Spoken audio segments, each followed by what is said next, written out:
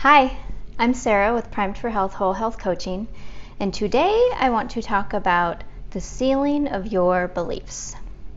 And you're saying, what? There's a ceiling on my beliefs? Yes, there is. There's an actual physical limit to your beliefs. There's a book that was written by an author named Gay Hendricks. It's called The Big Leap. It's a really great book. I'd highly recommend it. But he calls it your upper limit problem.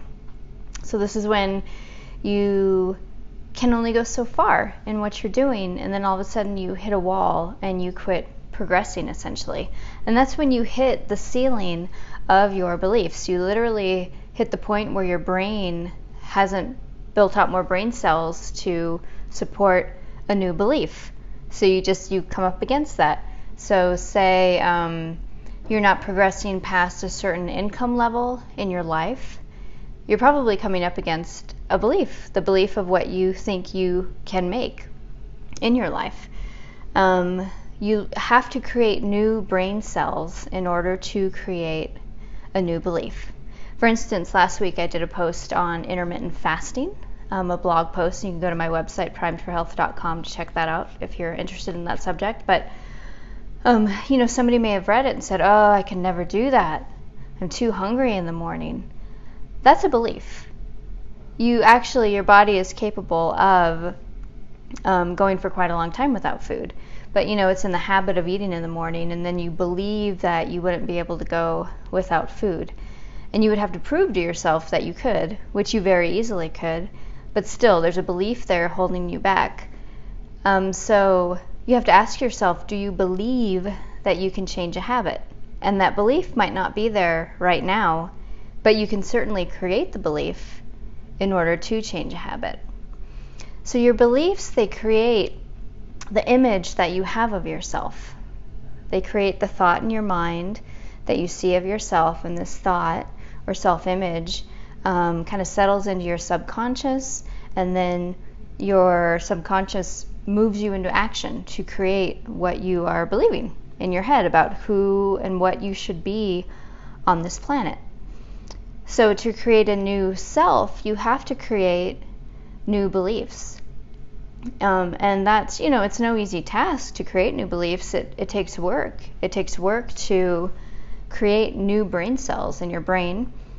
It goes against, I've talked about before, the motivational triad, where a theory that our brains work off the operating system to seek pleasure, avoid pain, and burn as little energy possible doing both those things.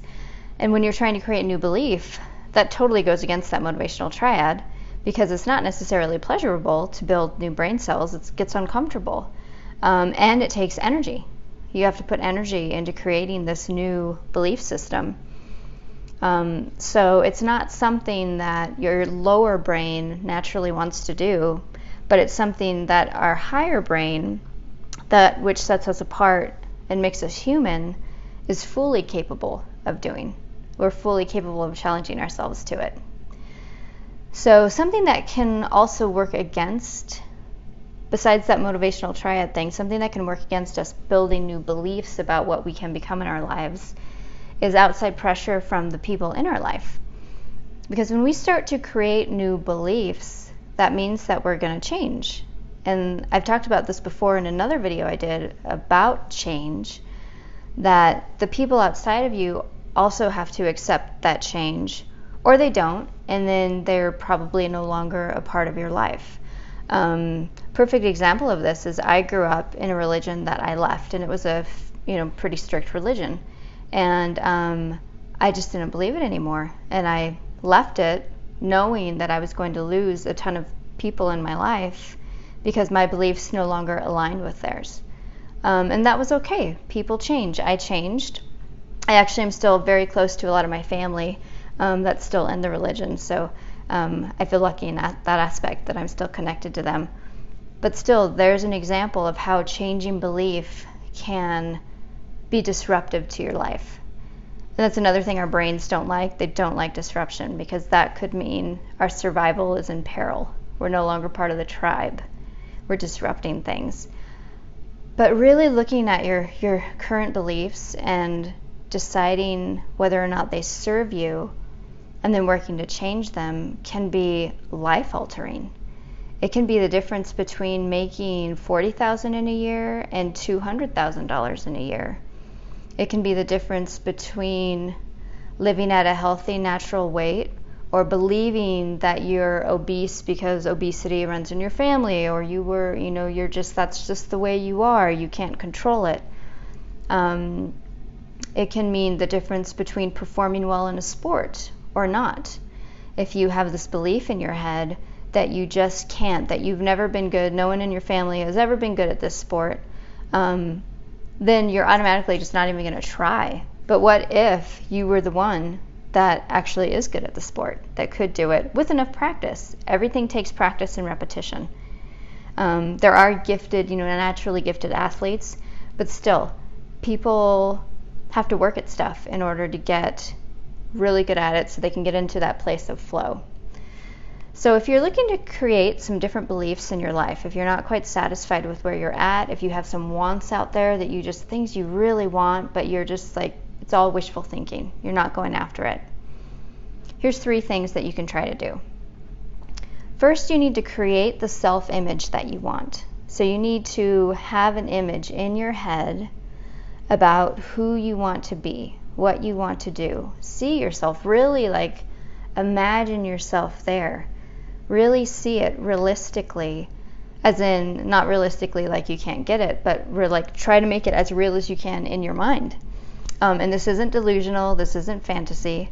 This is creating the picture of who you want to be in this world, what you want to do. Secondly, you need to look then for the opportunities to move you towards that. There's a huge difference between wishing and creating.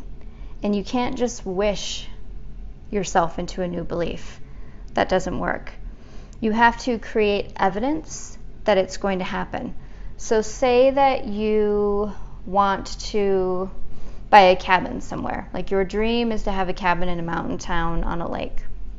What are some practical things you can do to create evidence? You could start marking furniture websites or pieces of furniture on websites, bookmarking them, that this is the couch that's going to be in your cabin, and look at it every day.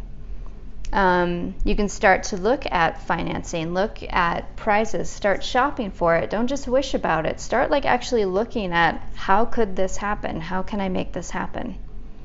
So create that evidence. And then the third thing is that you have to expect it to happen. If you create this self-image, but you just daydream about it, and you don't expect it to come to fruition in your life, your brain's not going to work towards it. You have to put the work towards it. You have to put forward momentum towards it. And I know that's really scary because it's risk, right? Your brain's going to put up all the barriers and tell you all the reasons why it's not possible. But that's because it hasn't created the belief. It doesn't believe that it can happen. There's no evidence being created that it's a possibility that it can happen. So you got to create the belief. And it's really fun. It might seem scary, but it's really fun to find the joy in it. And just think about, what is possible for you? What is possible? Why are there people like Jeff Bezos and Elon Musk and Thomas Edison, Henry Ford? These innovators, Oprah. These innovators, these people that have created incredible things in their life, and they didn't start with those incredible things. They brought those things into their life, and it all started right up here for them. So work at creating those beliefs that you want. It's okay to do it. It's okay, and it's okay to be scared, but don't let that stop you. You can move through it.